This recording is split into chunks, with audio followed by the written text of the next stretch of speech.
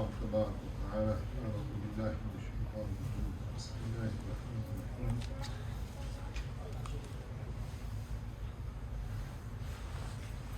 ألا بذكر الله تطمئن القلوب. وقال النبي صلى الله عليه وسلم: مثل الذي يذكر ربه كمثل حي، ومثل الذي لم يذكر ربه كمثل الميت. فقال عليه الصلاة والسلام: من لم يكن في جوفه شيء من القرآن وهو كالبيت الخرب.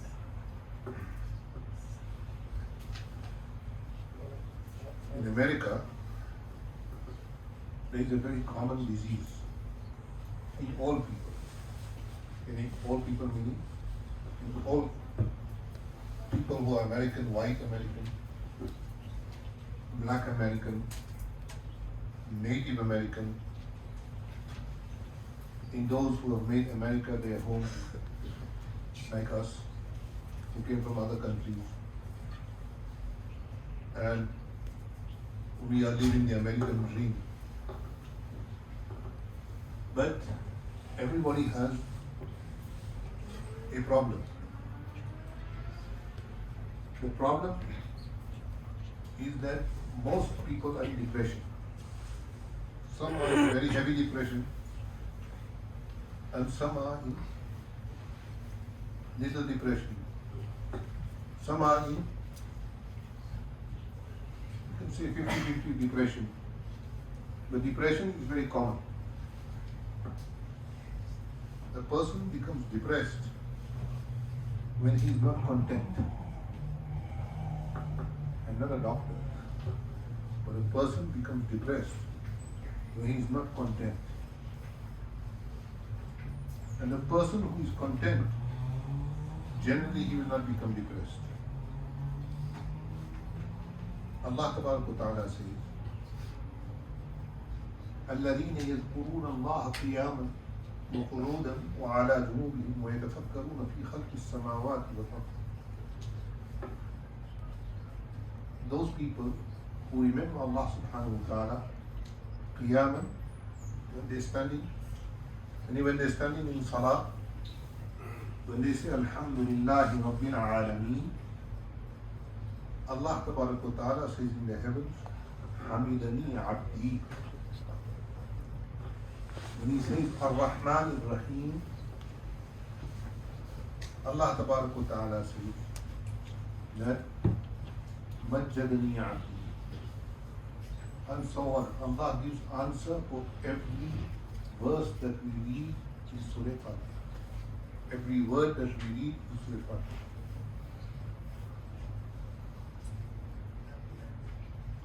When a person does Salah, if his Salah is only 2 rakats that he does, nothing. But in that nothing rakat, 2 rakats, or in that sunnah 2 rakats, he tries to make his Salah worthy. One is becoming the Masjid, Allah Akbar,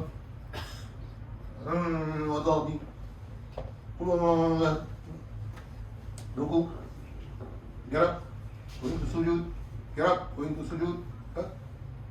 30 seconds later, we are. This is not Salah. What we did was some kind of action. You know, when they make in a film and the director tells, okay, now action. So when we start our Salah, we do in a film action. That is not the Salah. That is an action.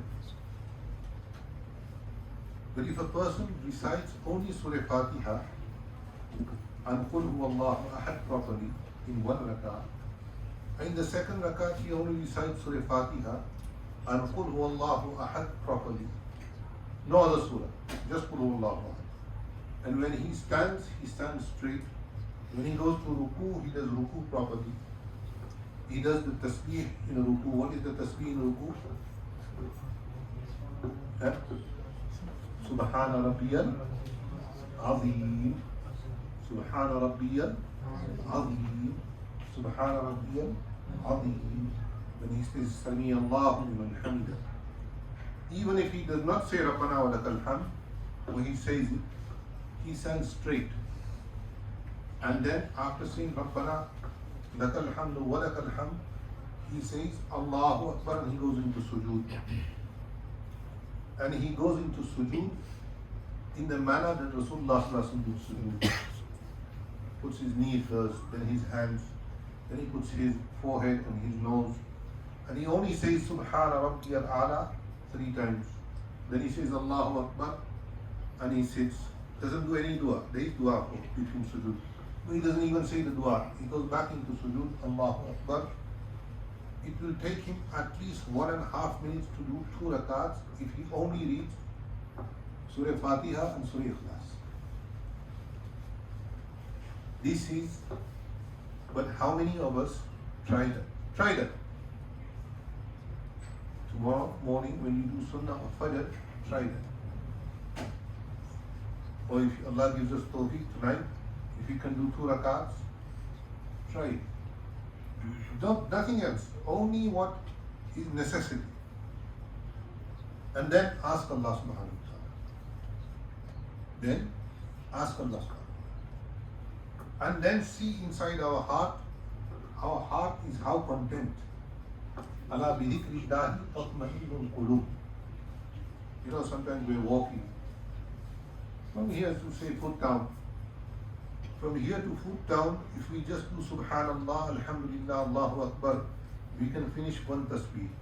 1 tasbih is 33 times Subhanallah, 33 times Alhamdulillah, 33 times Allahu Akbar. At one time you can say La ilaha illallah wahdahu la sharika lahu lahul mulku wa lahul hamd wa huwa ala kulli shay'in qadir.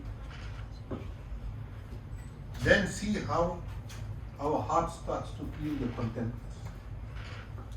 And we don't understand this because we haven't been through that.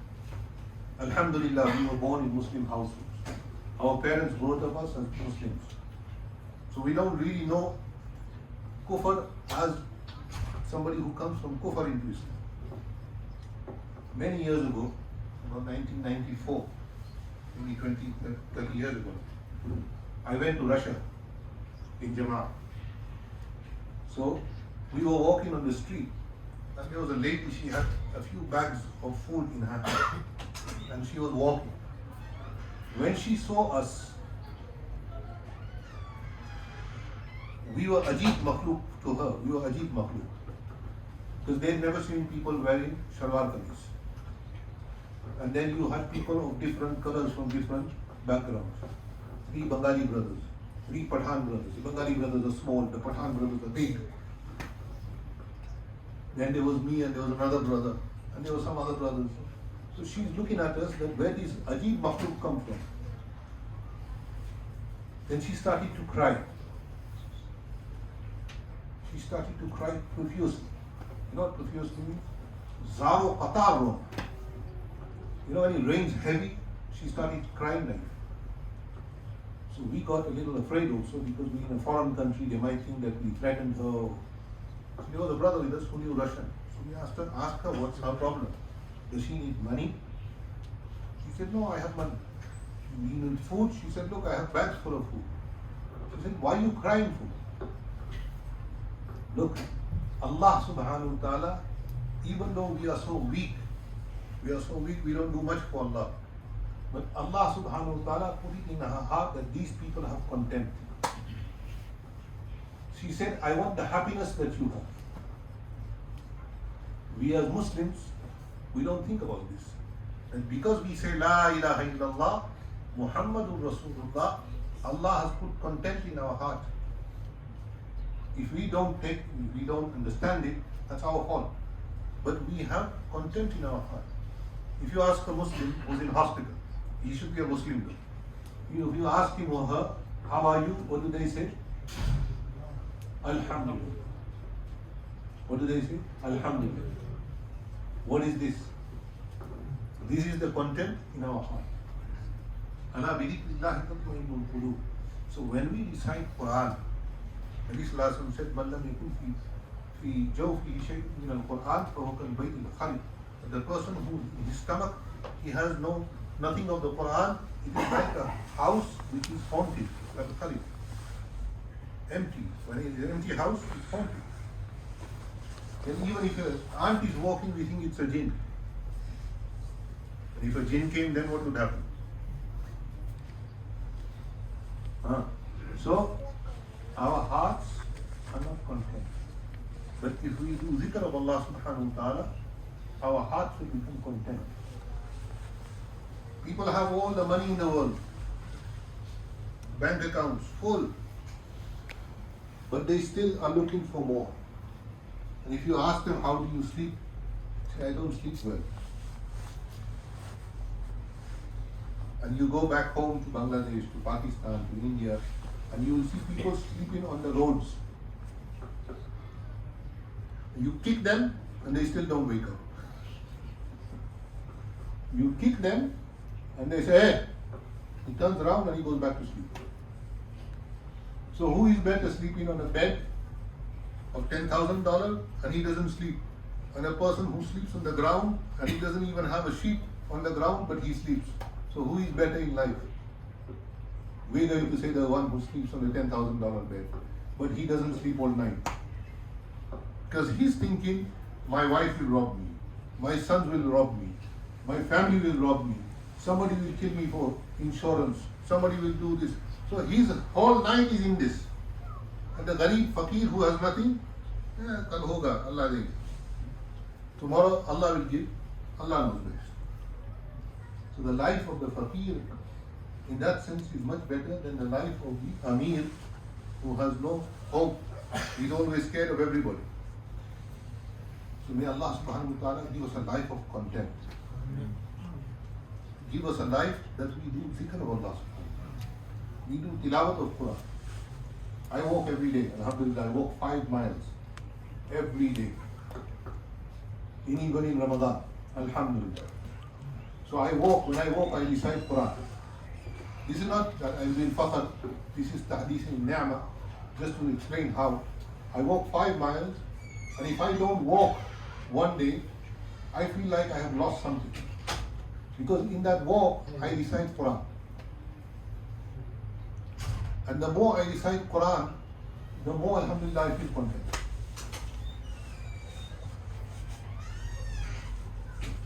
So this is, everybody is not hafiz of Quran, but everybody can say Subhanallah, everybody can say Alhamdulillah, everybody can say Allahu Akbar. So we should do dhikr of Allah subhanahu wa ta'ala. Send salutations, salams, durood upon Nabi sallallahu alaihi wasallam. The more durood we do upon Nabi sallallahu alaihi wasallam, the more it will be beneficial in this world also. Our life will become easy, and in the hereafter also. And we should teach durood sharif to our children also.